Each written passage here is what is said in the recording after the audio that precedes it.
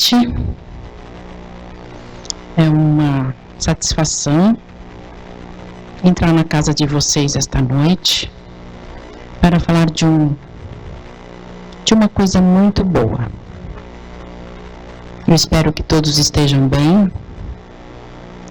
Eu estou bem, meu marido está bem, meus filhos estão bem.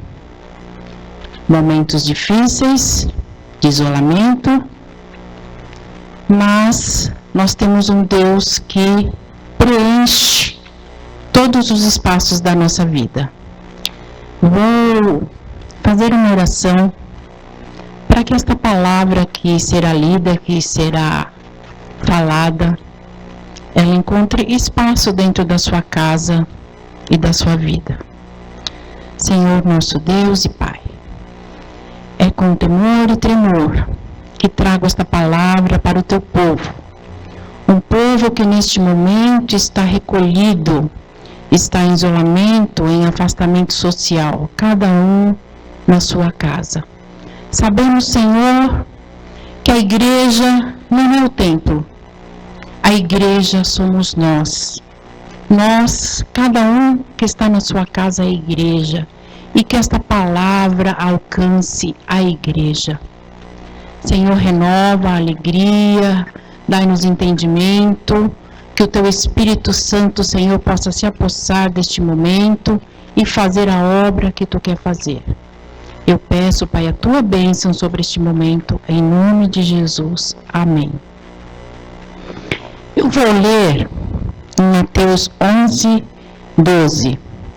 Desde os dias de João Batista até agora, o reino dos céus é tomado por esforço, e os que usam de força se apoderam dele.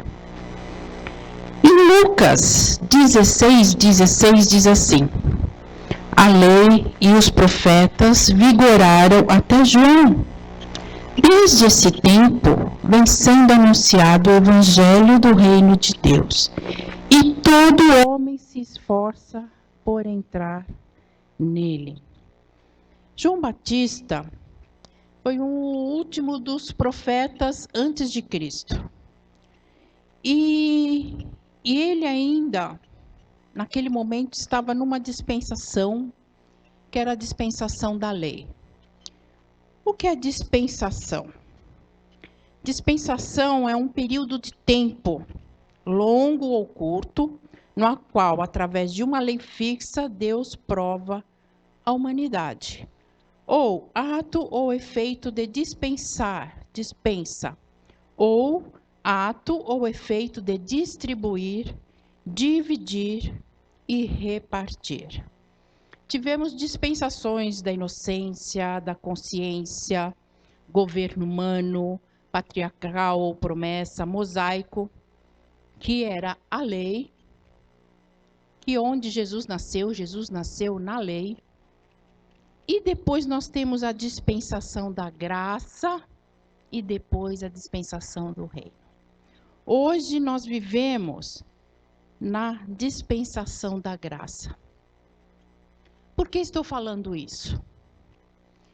Porque estamos vivendo um tempo muito esquisito, porque nós estamos acostumados a ser cristãos de igreja, de templo, a nos reunir socialmente, a estar com nossos irmãos, a fazer tudo dentro de uma comunhão, de estar perto, de um olhando para o outro.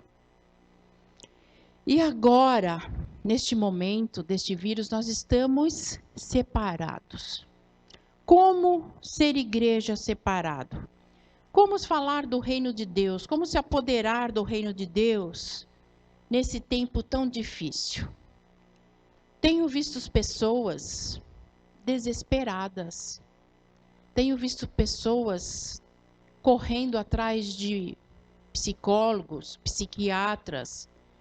E isto, se você precisa, não é errado, você deve buscar mesmo.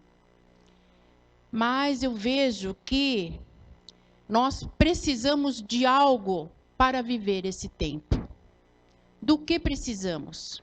Precisamos entender que esse tempo da graça, ele continua. Ele não foi embora porque o coronavírus está aqui. Porque o coronavírus rodeia esta terra. A graça de Deus, ela continua. Como nos apoderamos do reino de Deus hoje? Como trazer esse reino para a nossa vida, para a nossa casa, para aquela pessoa que está vivendo o isolamento social junto com você? Como ser igreja hoje? Como se apoderar do reino de Deus? Como que eu vou fazer isso, Ana? Eu não posso sair, eu só posso ir ao supermercado correndo de máscara. Ninguém sabe nem que sou eu, porque de máscara, nesse momento, nós até perdemos a identidade, porque estamos todos mascarados. Quem diria, né? Como, Ana? Eu vejo esse tempo, que é um tempo dentro da dispensação da graça. Olha isso, gente. Estamos presos dentro da graça. Eu vejo um tempo de oportunidade. Como nos apoderamos do reino de Deus hoje através da graça? Você pode ler isso em João 1,17. A dispensação da graça nos foi dada em Atos 2,42.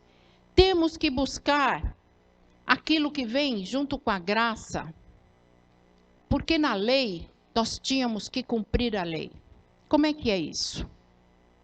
Se você cumprisse a lei, tudo bem. Então você cometia um pecado, um delito, e dentro da lei você tinha que oferecer um sacrifício, você tinha que fazer um ritual, e naquele sacrifício, naquele ritual, você era dispensado daquilo que você tinha feito. Você era, digamos assim, perdoado. Estava tudo ok. Você foi, fez o teu sacrifício, está tudo ok. E você, na semana que vem, você podia fazer a mesma coisa, e você ia lá, oferecia o teu sacrifício, e estava tudo ok. O teu coração, ele não era cortado? Ele não era vigiado. Não importava se você estava arrependido ou não. Daí veio a graça. O que é a graça? A graça, daí é assim. Você cometeu um pecado. Você fez uma coisa errada. E aí? Você vai lá fazer o teu ritual, o teu sacrifício e vai ficar tudo bem? É isso? Não. A graça agora tem que haver uma transformação dentro de você. Você é o sacrifício. Você tem que ser mudado. Você tem que estar arrependido. Porque se você oferecer um sacrifício e você não estar arrependido, de nada vai valer para Deus. Então não são mais os rituais que vão trazer uma salvação para você. É a sua mudança de vida, de comportamento. É você se tornar um cristão. Como? Você olhar para a pessoa de Cristo e você procurar se aperfeiçoar em Cristo. Esse é o tempo da graça. Temos que buscar os frutos do Espírito, que está em Gálatas 5:23, para vivermos na graça. O que é? É amor, é a alegria, é a paz, é a longanimidade, a benignidade, a bondade, a fidelidade, o domínio próprio. Contra estas coisas, não há lei. Então, essa é a graça, é você viver desta maneira. Como viver estes dias? Em Efésios 5:15. Vou até procurar aqui para vocês.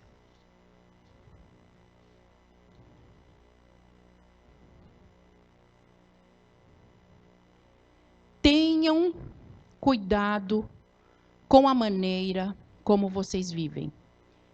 Que não seja como insensatos, mas como sábios, aproveitando ao máximo cada oportunidade, porque os dias são maus. Portanto, não sejam insensatos, mas procurem compreender qual é a vontade do Senhor. Os dias são maus. Esses dias que nós estamos vivendo, eles são dias maus. Você sai da sua casa, é como se você entrasse num corredor da morte. Você se arrisca. Nós temos hoje um inimigo invisível que ele mata o corpo. Nós sempre tivemos um inimigo invisível que mata a alma e o espírito. Mas agora nós temos um que mata o corpo. E isso nos apavora.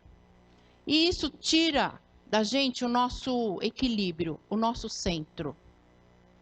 E quando recebemos uma notícia de que já estamos há mais de 40 dias enclausurados, e recebemos uma notícia de que vamos ficar mais 20 dias, e depois desses 20 dias não sabemos o que vai acontecer, vou confessar a você que isso tira um pouco o chão.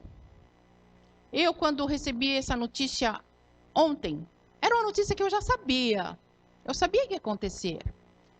Mas a hora que ela é dada, olha, você vai ficar preso mais 20 dias. Isso nos entristece. Agora eu começo a pensar, porque vivemos a nossa vida, vamos vivendo e nós não fazemos conta da liberdade que temos.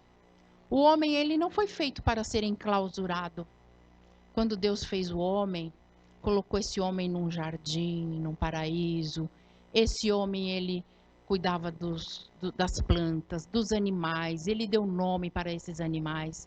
O homem não foi feito para ser enclausurado.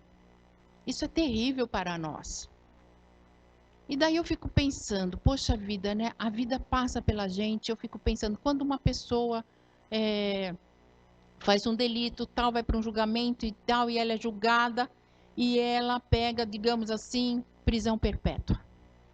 Eu nunca parei para pensar no sentimento daquela pessoa.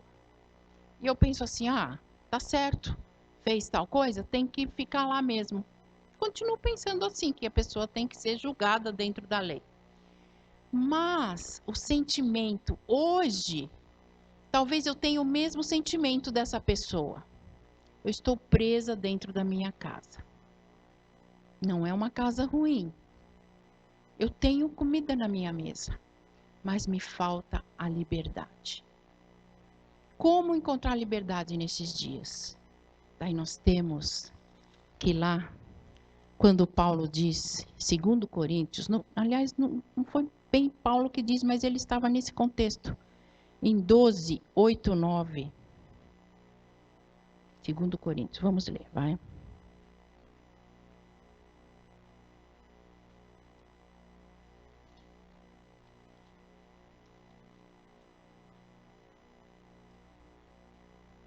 Três vezes roguei ao Senhor que o tirasse de mim. Mas ele me disse, minha graça é suficiente a você, pois o meu poder se aperfeiçoa na fraqueza. Portanto, eu me gloriarei ainda mais alegremente em minhas fraquezas, para que o poder de Cristo repouse em mim.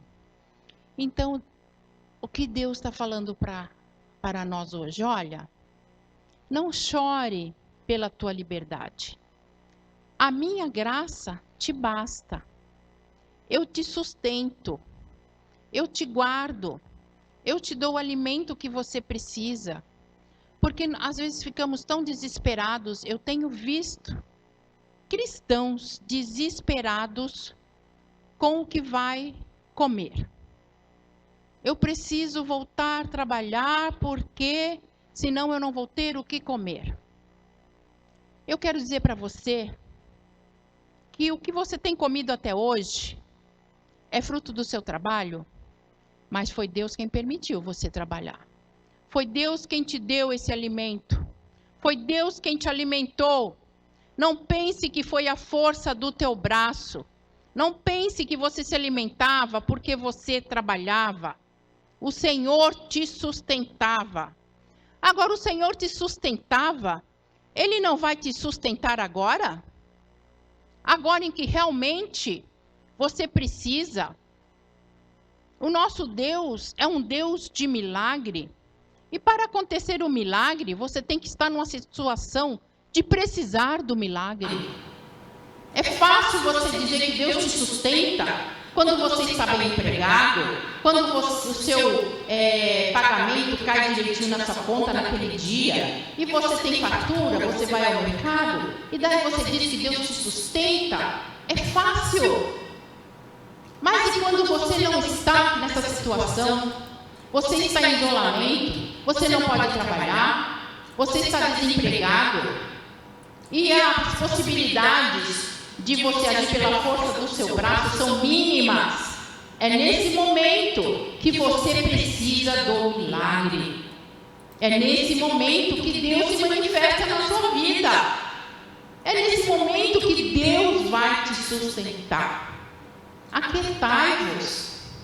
A graça do Senhor está sobre as nossas vidas. A Bíblia diz que Ele cuida do lírio do campo. Não vai cuidar de você. Ele veste. O lírio do campo não vai vestir você, que é filho, que é amado, que sobre a tua vida tem a promessa de vida eterna. Vai. Eu digo mais. Estou vendo pessoas muito preocupadas, porque são muitos sinais. É o coronavírus. A lua está gigante.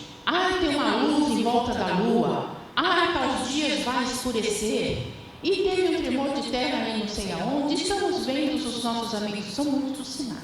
E as pessoas começam a falar, é o fim do mundo. É o apocalipse. Eu digo para você, pessoas até que não estão esperando a vinda de Jesus. Pessoas que não associam o fim do mundo à volta de Jesus. Mas para nós, que associamos Apocalipse à volta de Jesus, isso não deve nos causar preocupação. Quero dizer para você que existe vida além do Apocalipse. Existe uma eternidade para você viver. O Apocalipse é um período de tempo. O antes do Apocalipse, que é onde nós estamos hoje, e o depois do Apocalipse é uma eternidade que com certeza nós vamos viver ao lado do nosso Deus, numa outra qualidade de vida eterna, mas existe vida além do Apocalipse. Você não precisa temer. Você que tem Jesus, você não precisa temer o Apocalipse. Jesus nos sustenta. A tua graça me basta. Tenham cuidado com a maneira como vocês vivem. Não podemos viver temerosos, com falta de fé, desesperados. Não sejam como os insensatos. Aproveitando ao máximo cada oportunidade, porque os dias são maus. Não que ele diz aqui, os dias são maus, mas vocês têm que aproveitar as oportunidades. Que oportunidades? Dando graças constantemente a Deus. Existem oportunidades nesse tempo de isolamento, de coronavírus? Existem muitas oportunidades. Estamos aproveitando? Estamos entendendo? Ou estamos nos desesperando? Oportunidade de aprender, oportunidade de amar, oportunidade de ajudar, oportunidade de perdoar, oportunidade de repartir, oportunidade de ouvir, oportunidade de obedecer. São oportunidades. Nós conhecemos alguns restaurantes em São Paulo e tem um deles que nós frequentamos ali no bairro da Bela Vista, e o dono desse restaurante, nós conhecemos, uma pessoa muito agradável. Ele faz programa na televisão, na TV Gazeta, uma vez por semana, levando suas receitas. E há uns 10 dias atrás, eu estava vendo, e a apresentadora perguntando, mas aí, como é que você está vivendo esses dias? Está difícil? Ele, olha, não vou dizer que está fácil. Eu sinto saudades de caminhar no meu restaurante, de caminhar entre os meus clientes, porque ele caminhava mesmo, de fazer aquela comida para os meus clientes. Eu sinto falta. Mas eu quero dizer que não está sendo ruim. Eu estou na minha casa pela primeira vez, porque eu sempre trabalhei, ainda mais nessa área, sábado, domingo, eu nunca fiquei na minha casa. E você sabe que eu estava observando o lustre da minha casa, eu não sabia como é que ele era.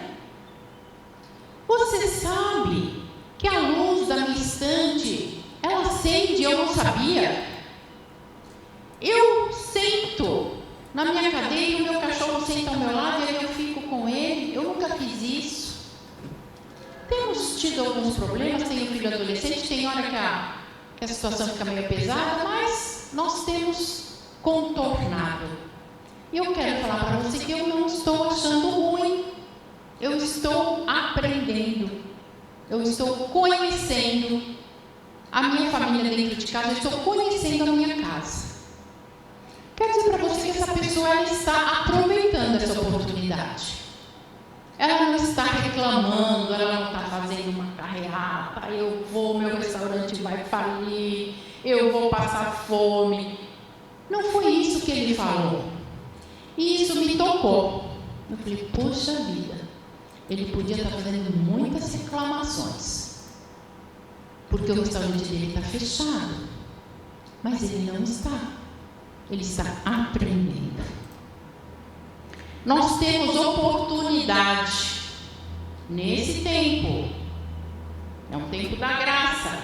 Nós somos diferentes. O nosso comportamento tem que ser diferente. Nós temos que ser diferenciados. Nós temos a marca de Cristo. As pessoas precisam ver Cristo em nós. Nas nossas falácias? Não. Nas nossas atitudes, na maneira de nós vivermos. Oportunidade de alimentar, repartir o pão. Jesus disse, eu sou o pão da vida.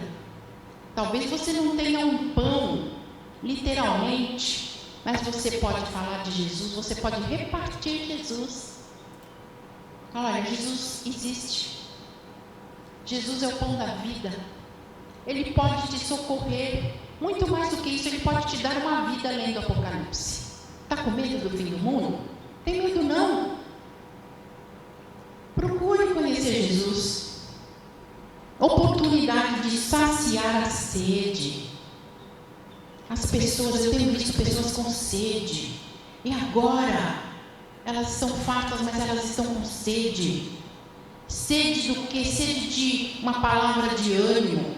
De uma palavra que alguém chega para você, olha, fulano, fica em pé, vai dar tudo certo, nós vamos sair dessa. Sede, oportunidade de acolher. Acolher, nesse momento não podemos nem dar abraços, mas podemos acolher com as nossas orações, com o nosso coração.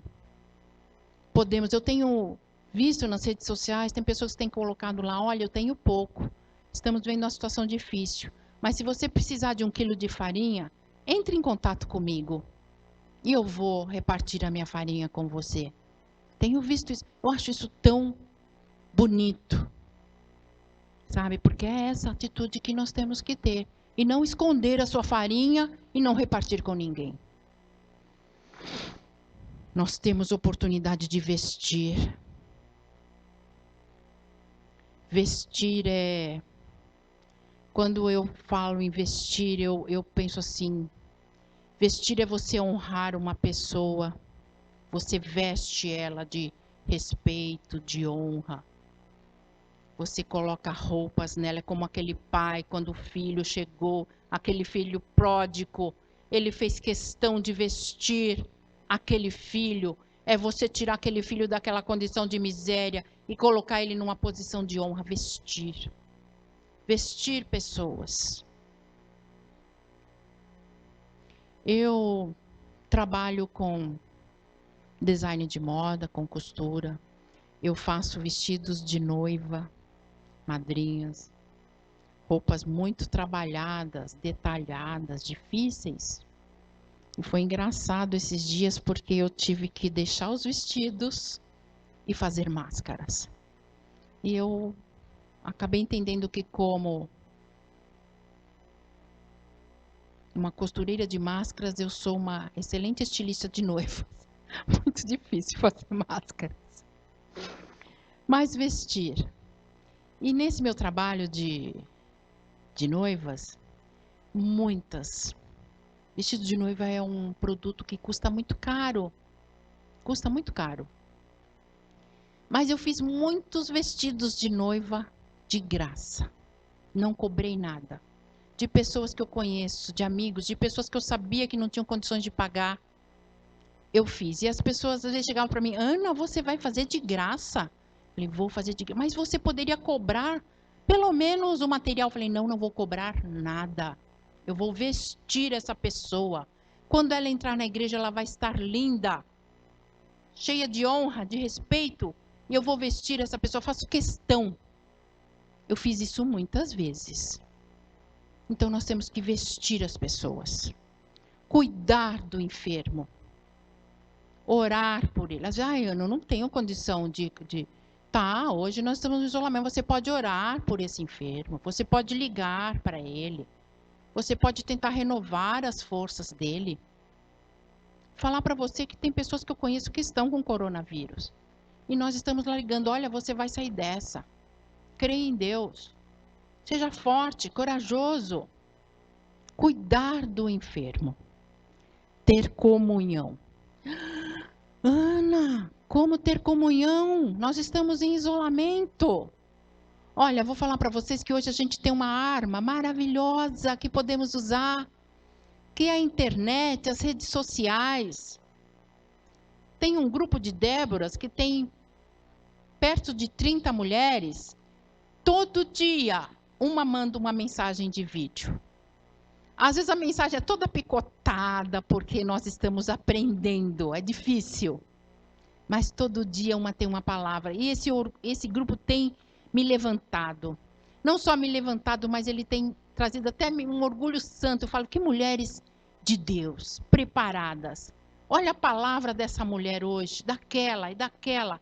Todas elas têm uma palavra. Elas estão sabendo usar o tempo, a oportunidade, a graça de Deus na vida delas. Nós temos tido comunhão. Não tem nos faltado comunhão. Nós temos as redes sociais. Aproveite. Faça uso disso. Não fica só lá tentando saber da vida dos outros. Que, aliás, nesse momento não dá nem para saber da vida de ninguém. Ninguém está saindo. Mas tenha comunhão. Ontem à noite, falei: teve uma situação, falei: olha, vamos, tal horário, vamos ligar de câmera e vamos fazer uma oração. E nós fazemos isso. Temos nos comunicado. Não pode nos faltar a comunhão. E essa comunhão na horizontal e essa comunhão na vertical. Comunhão com Deus, em primeiro lugar, com Deus. Não é? Senhor, eu não tenho palavras de mim mesmo. O que eu posso falar para o meu irmão? Me ensina. Diz que o Espírito nos ensinará todas as coisas. Ensina. Vai colocar palavras na tua boca. Repartir a graça de Deus. Olha, Paulo, a tua graça, a minha graça, basta você. Senhor, a tua graça me basta. Vamos repartir esta graça. O Senhor está conosco. A graça dele está sobre as nossas vidas. Vivemos nesse tempo da graça. De graça, Deus nos deu o seu Filho. Como está escrito, junto com ele não nos dará todas as outras coisas? Dará. Não reclame. Aproveite a oportunidade. Jesus é a graça. Em João 1,14, Jesus é a graça. A graça é para todos, em João 3,21. Devemos dar graças em tudo, 1 Coríntios 1,4. Somos justificados pela graça sem distinção, João 3,21. Fazendo estas coisas, temos a promessa de que, em Romanos 16, 20, o que podemos alcançar? Em breve, o Deus da paz esmagará Satanás debaixo dos pés de vocês. Se ele pode esmagar Satanás, o que dirá então do coronavírus? O poder de Deus não tem limites. E esse tempo está nas mãos de Deus. Lembre-se desta lei da graça, em 1 Coríntios 10, 23. Tudo é permitido, mas nem tudo convém. Ninguém deve buscar o seu próprio bem. O que eu quero dizer para você, que neste momento, cada um está querendo salvar o seu, né? Aquela coisa, se eu salvar o meu da reta, cada um quer salvar o seu. Nós temos que ter comunhão. Ninguém deve buscar o seu próprio bem. O bem que devemos buscar é um bem coletivo. É um bem do próximo. É o bem do povo. É o bem da igreja. A igreja que não é o templo, a igreja que somos nós. Nós somos igreja. Quando Jesus voltar para buscar a sua igreja, ele não vai levar essas paredes, essas cadeiras, este púlpito. É você. Você é a igreja. Seja igreja na sua casa. Agora é o momento de você ser igreja na sua casa. Abra a Bíblia, leia, ore, fale de Deus, mantenha Deus na sua vida, cante louvores, ouça louvores, enriqueça, para que você possa enriquecer os outros, de graça, de misericórdia. É isso que eu tenho para dizer para você. Não estou dizendo que os dias são fáceis, os dias são difíceis. Mas agora é a hora de nós sermos verdadeiros cristãos. Oro por você, para que você entenda essa palavra. Oro por você, para que você aproveite esse tempo. Para que você aproveite a oportunidade de ser igreja. Oportunidade de ajudar. Oportunidade de exercer, de repartir a graça. Essa graça que nos basta. Ela basta a mim, ela basta a você também. E que Deus abençoe você. Que você tenha uma excelente semana.